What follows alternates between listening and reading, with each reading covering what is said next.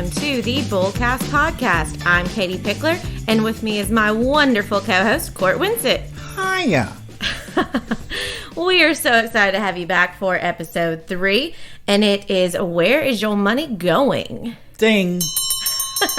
Katie, that's our opening bell. Where is your money going? Well, it's a deep subject to get into. Yes. We may not have enough time. Last time we talked about where's your money coming from. Now we're going to talk about where's your money going. Yeah. We always have a topic. We always have a top 5 that relates to that topic. We always have our bullseye at the end. We hope to add a Q&A session in there at some point. Yes, please. And then, of course, at some point at the end of the episode, we'll also have our closing bell.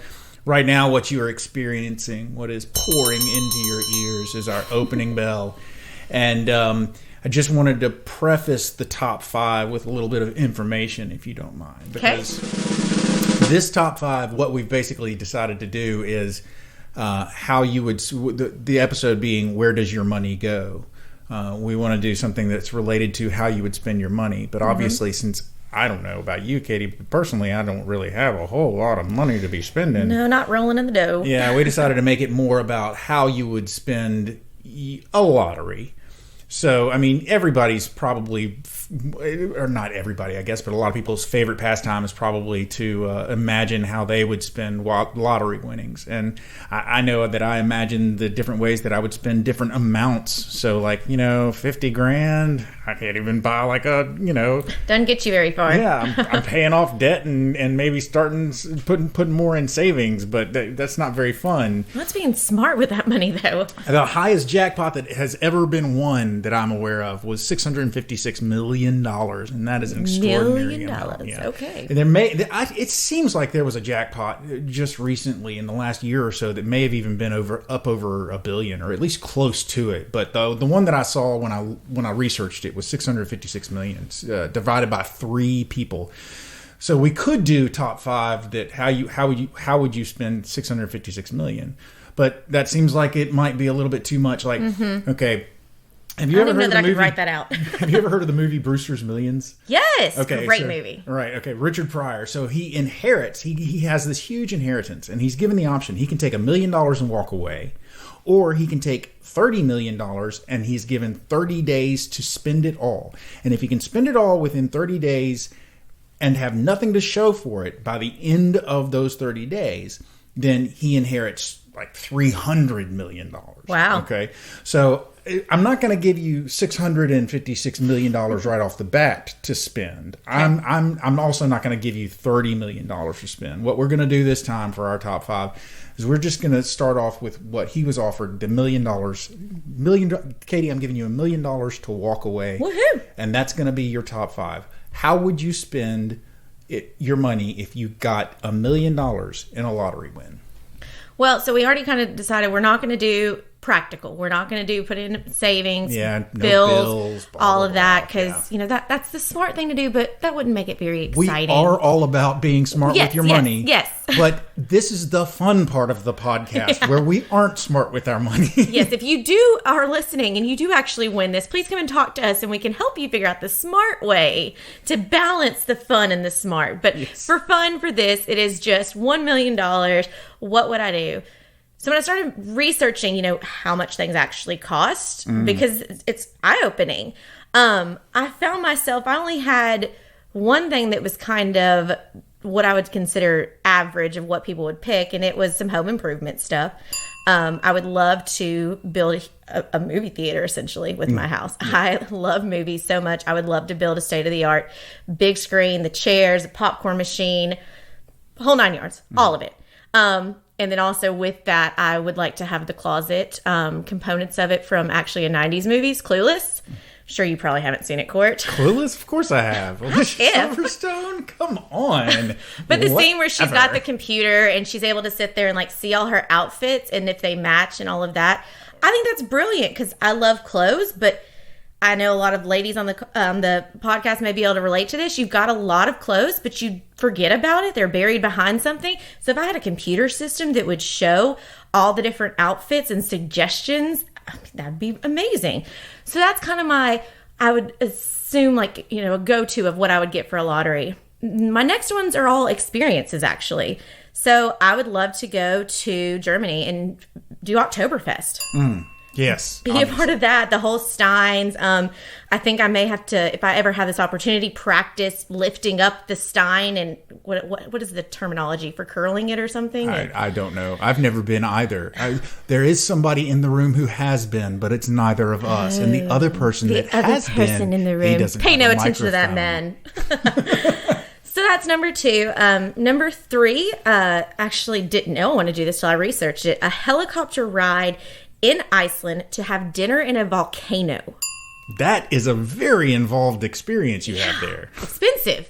But I mean, if you got $1 million, why not? Sure. Number 4, I'd love to go to the Oscars, but not just the Oscars. I want to go to the after party. Specifically, I want to go to Elton John's after party. Do you think you're going to have to carry some pocket money around with you so you can pay people to talk to you? Or do you think they'd be pretty willing to talk to you just because you were there? Oh, no, that's why I have to have money so I can buy my way into these parties and then have to buy the stuff to fit the role and all of that. I could be invited by Elton John himself to Elton John's Oscars after party, and I would still end up sitting in a corner sipping on a drink through one of those little mini straws by myself. I am so sad in social situations. What's your next one? My last one is, so I did have the opportunity to go to Monte Carlo, Monaco, last year. Ooh, fun. Gorgeous. Yeah. But I happened to be there around the same time as the film festival. And now it is a dream. If I ever hit the lottery, I would love to go be on a yacht, be a part of the film festival, be back in Monte Carlo, be at the casino, and not just be able to stare and look, but actually be able to go in those private rooms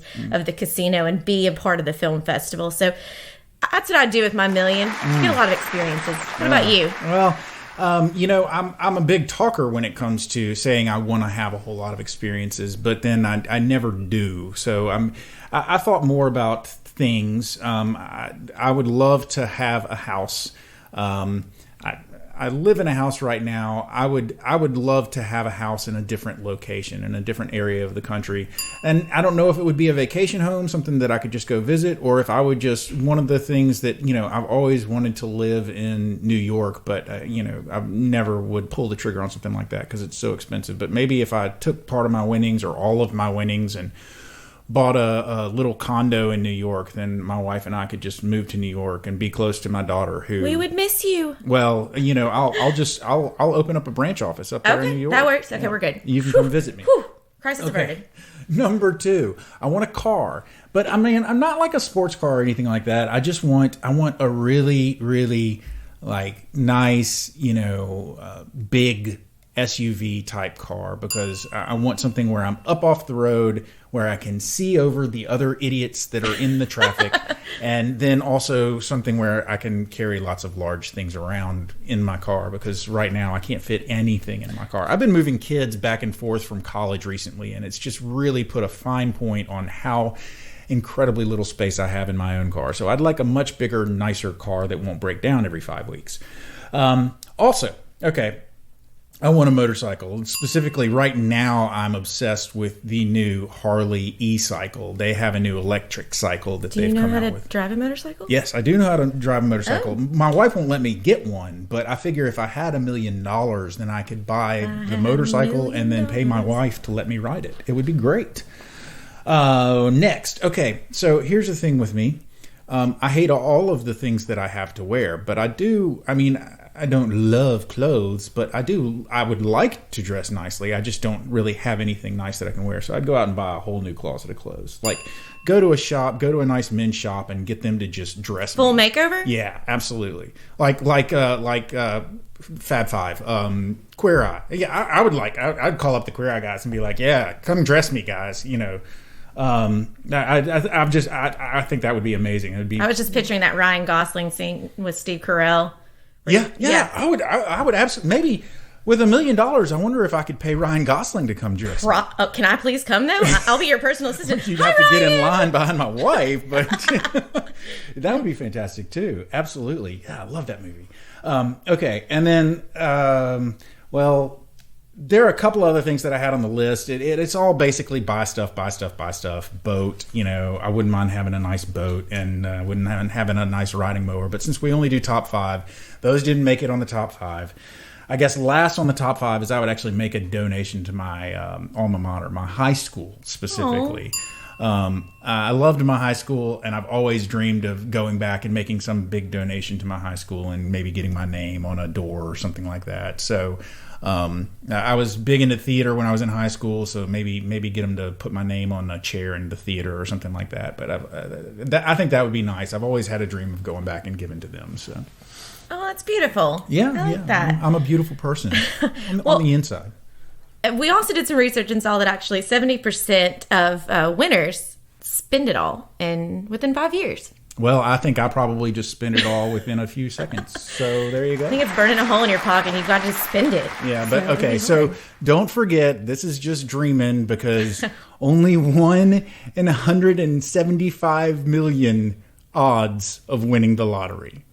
The odds of winning a lottery are 1 in 175 million. So I don't think it's going to happen. So don't put all of your investment hopes in buying lottery tickets. Or if you're like Preston Waters, I think that was his name, from Blank Check, where his bike got ran over. He got a blank check and then wrote it for $1 million. So, that's kind of winning too. That is, of course, then that movie's not a good life lessons about spending money, because he blows it all and then his party gets crashed and has to stop because he can't pay for it anymore. Yeah, that's winning, all right. It sounds more like Charlie Sheen's version of winning. Winning! Tiger's blood. Okay. Tiger's blood. Yes, tiger's blood. So last time we talked about where your money comes from, we really wanted to talk about your spending and where your money goes. And that sounds like a simple thing of, well, I know I make, this much money and I spend this much, because we are in an age where we have it at our fingertips. We can log on to our credit card accounts. We can log on to our bank accounts. We can see exactly how much money we have spent. But do we really understand what we're spending it on? Yeah. And also, if you spend cash on something, you unless you're somebody who keeps their receipts, then you're not going to know where that went. No. So if you just look at your bank account and all you see is ATM withdrawal, ATM withdrawal, ATM withdrawal, and you're like, well, great, I took out a bunch of cash, but I don't know where it went. Yeah, you have nothing to credit that to unless you're really diligent and you sit there and say, oh, okay, yeah, that $500 I took at the ATM, that was before this said trip. Yeah. But the likelihood is we're all so busy. We're all running around. We're relying on, our phones to kind of keep us in check. But when I say you don't really fully understand where your money's going, I'm speaking from personal experience. I had an idea of what I thought my money was being spent on, and it wasn't until I really dove deep to figure out where it was. Because you sit there and see those simple charges of, $5 spent here at Starbucks, every week, and you don't think anything of it. Oh, it's $5. But then when you sit down and start adding it up, you're like, ooh, okay, that's a lot. Exactly. I mean, for instance, my wife every single day goes by Chick-fil-A and buys herself a large unsweet tea. And that's, $2.20 something a day, I think, that she spends. And she doesn't really think about it because it's only a couple of bucks a day. But by the end of the week, she's bought somewhere between 5 and 7 unsweet teas, because sometimes she'll double up on a day. So you're talking about, $10 to $15 a week. And she gives me a hard time if I go through, back when I was drinking soft drinks, I don't drink soft drinks anymore, but back when I was drinking soft drinks, she would give me a hard time if I went through a couple of 12 packs a week, because it would cost, they could cost $8 to $10 for 2 12 packs, or, $15 for 3 12 packs, however many drinks it was I was going through. And then, she was like, but I guess I can't speak because I forget that $15 a week goes to unsweet tea from Chick-fil-A. That stuff can really add up. It's the pennies. And I think back to the movie Office Space. And now, again, we're not condoning this behavior, but they're talking about how they're taking a fraction of a penny and just kind of rounding down and having that money go into a separate account. And that's how they're stealing essentially from the company. But that shows you there that a fraction of a penny can add up and make a difference. So those pennies and those Chick-fil-A amounts, those little dollars add up. They make a difference when you're spending your money. Legal disclaimer. We do not advise the stealing of even half pennies from anybody. We are not advocating for the stealing of the pennies. Do not steal the pennies. Somebody needs those pennies. The little pennies in the tray at the convenience store. Yes, they do. Yeah, those pennies, I mean, I'm just saying, you leave that for somebody else. You don't need that penny. No, you don't need the penny. Just leave it. Somebody else may need it.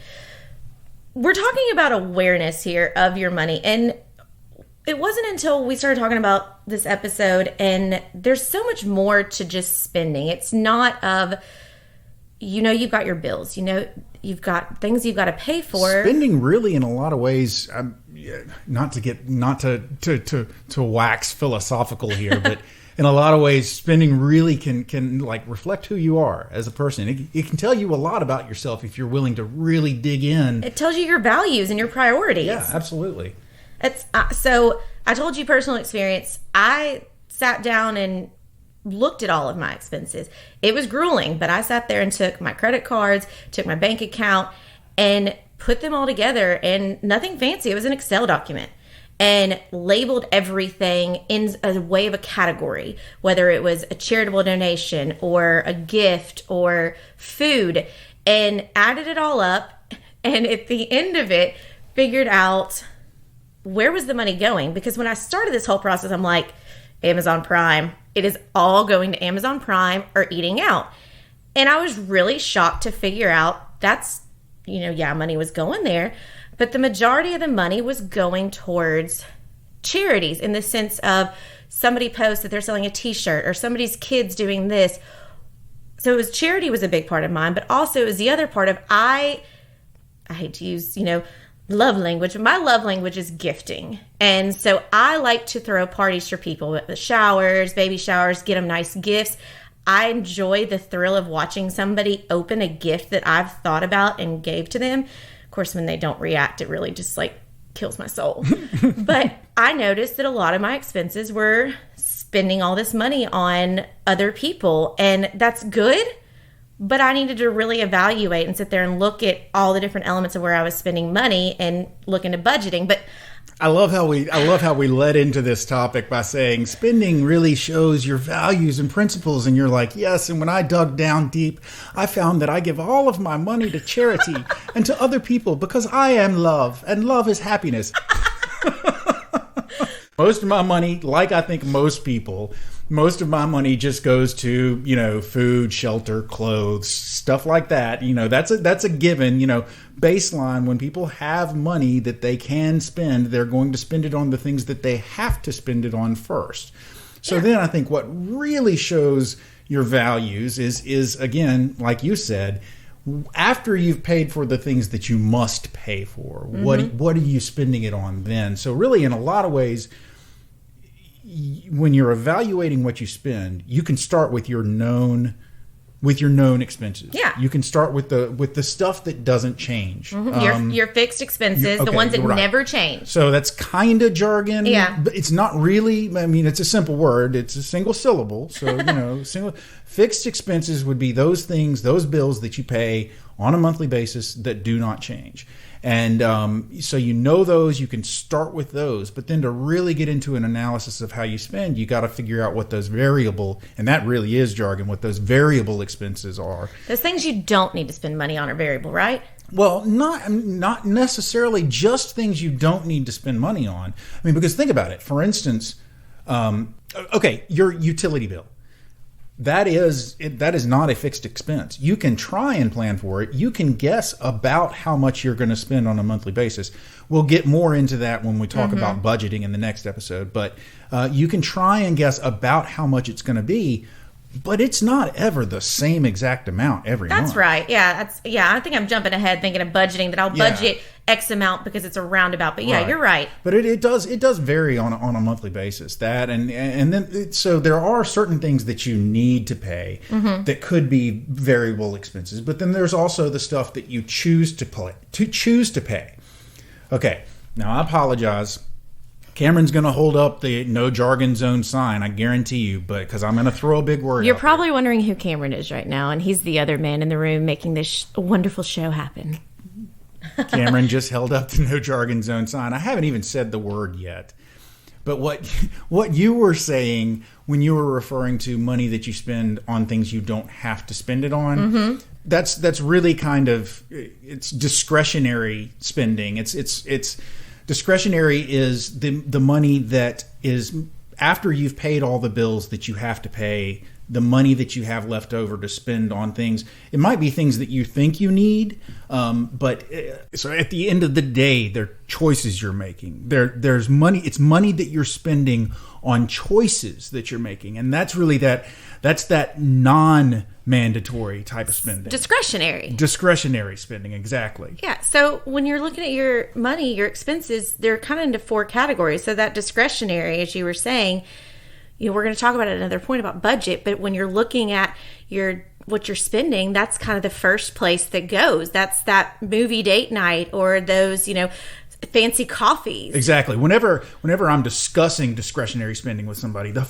very first thing that always pops into my head with discretionary spending for some reason is a night at the movies. Because whenever I'm dealing with a tight budget and I need to cut spending out of my budget, which sad is to sad say, movies are the first to go. I know, sad day when you have to get rid of the movies.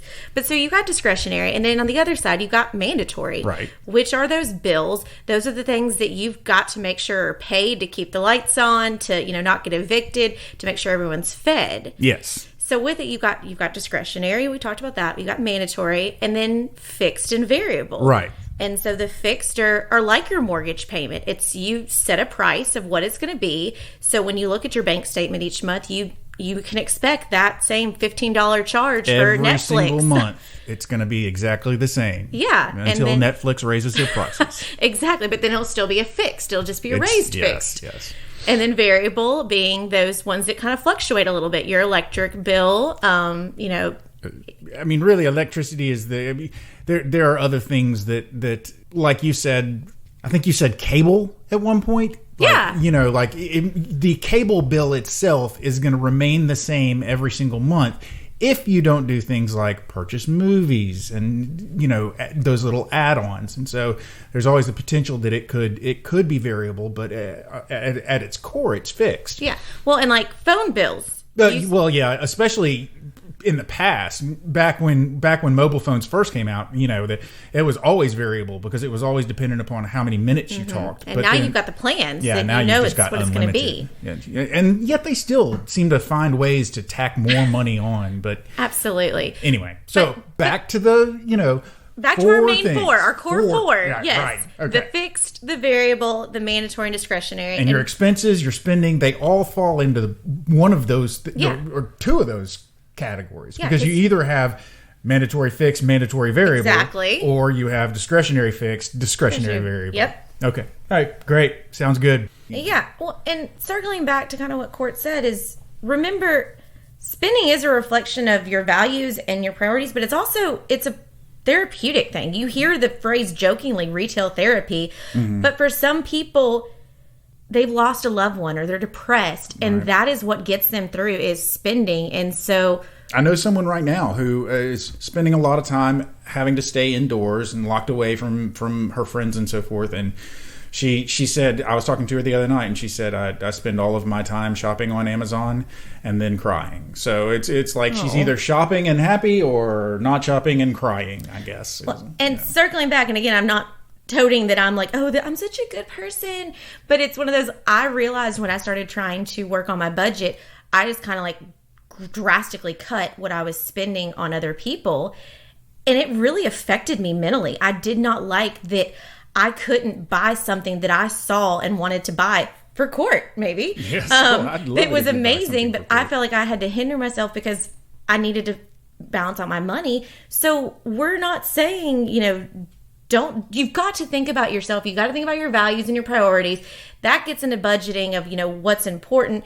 But kind of like Carrie Bradshaw, Sex and the City, for those of you who don't know who Carrie Bradshaw is. Okay, see, I thought you said Terry Bradshaw. No. Like, you're making a football reference? Carrie Bradshaw. She likes her money where she can see it, hanging in her closet. And so, happy people. We want everybody to be happy with their spending. That makes so much more sense. Can you imagine if Terry Bradshaw had quoted He likes having his money where he can see it hanging in his closet. Terry Bradshaw, really? That wouldn't make any sense. Okay, Carrie. So, Sex in the City.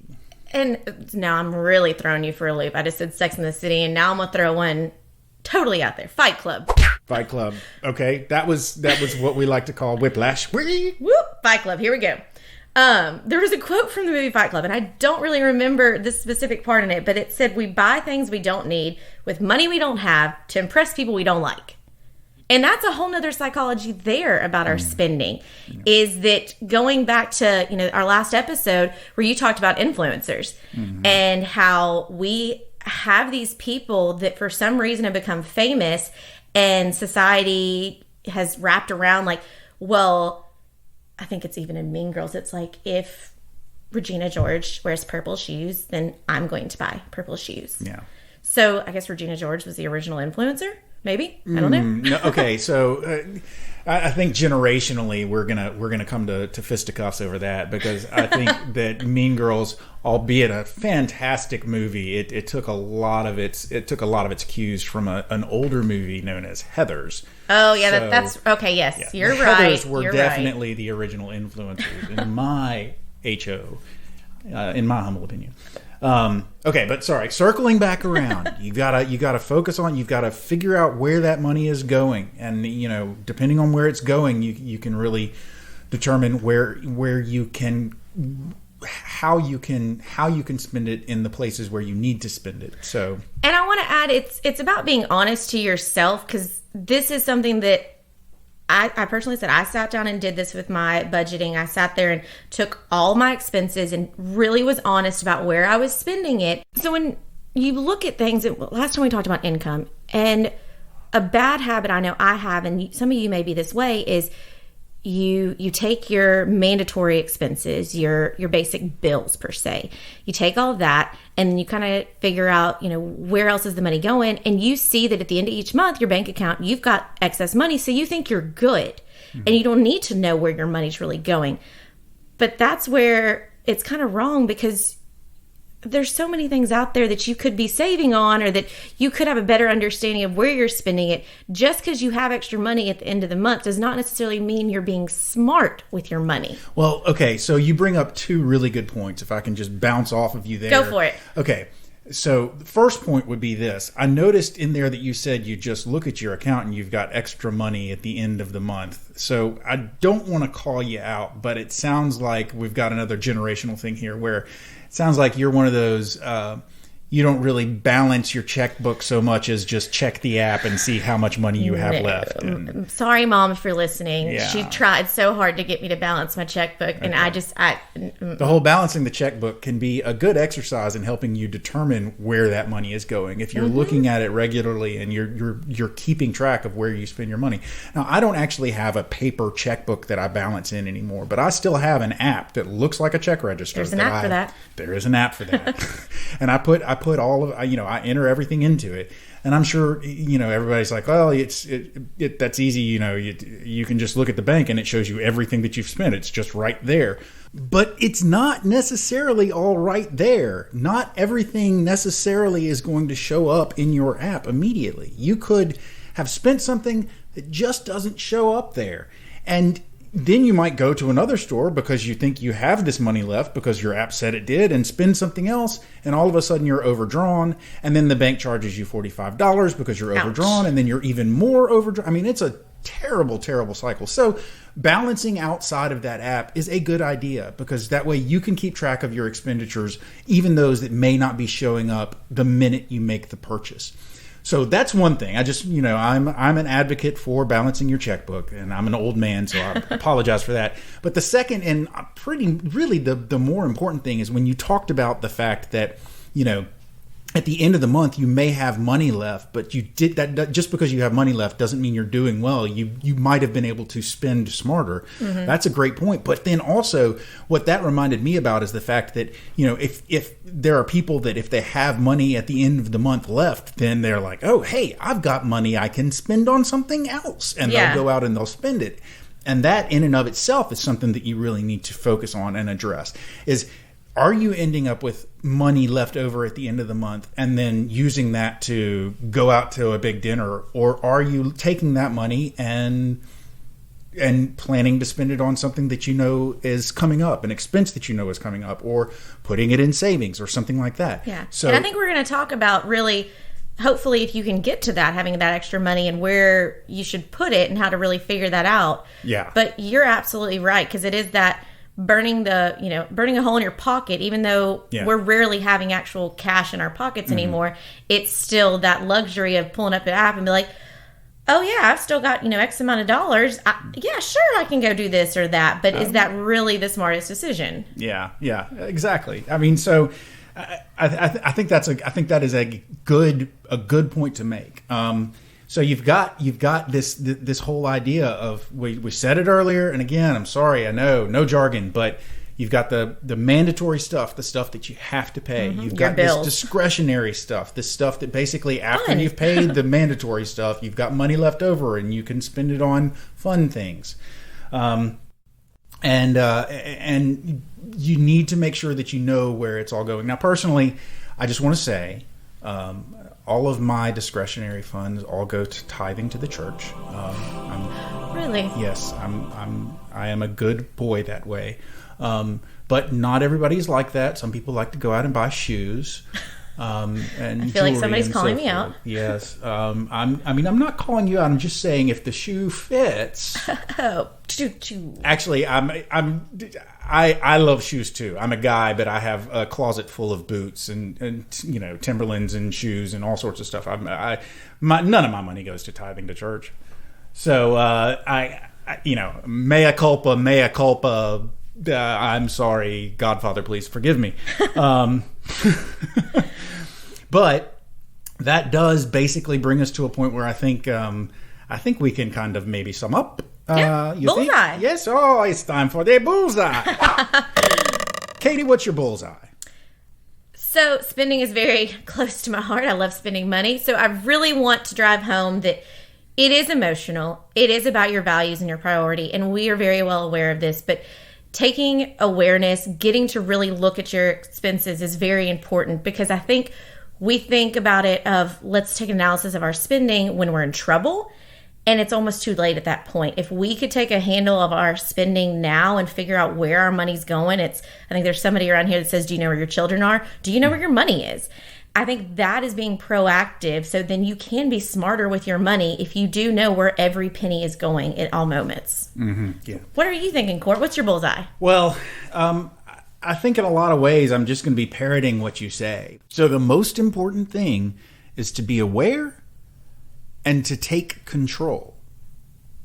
Okay. And taking control is actually going to lead us into our next episode, because our next episode will be talking about budgeting.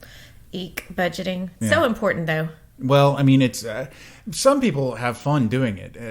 Less than some people have fun actually sticking to it. But for some, the budgeting part itself is really quite enjoyable. It's just the actual sticking to it that can be hard. But I think I think I'll just leave it at that. Take control. So that's the closing bell. Ladies and gentlemen, if you've stuck with us this far, we really appreciate you listening. If you'd like to find out more about myself or about Katie, you can look us up on our website. That would be bullcastpodcast.com. You can leave us questions. Hopefully in a couple of episodes, we'll have some questions stocked up that we'll be able to answer on this podcast in our new Q&A session. But until then, if you'd like to interact with us right now, you can interact with us directly on our Twitter handle at bullcastpodcast. Or, give us some pictures on Instagram. And check out our pictures on Instagram, which is Bullcast Podcast. And finally, there is a website for the company where we work. We have mentioned before, we work at Pickler Wealth Advisors. And you can look us up at picklerwealthadvisors.com. That's advisors with an O. You can check out Katie, you can check out me, and you can check out our amazing team. That is everything that I have to say. Katie, do you need to say anything else? Just appreciate you guys, and thanks so much for listening. All right, so for now, I'm Court. I'm Katie. And that's all she wrote.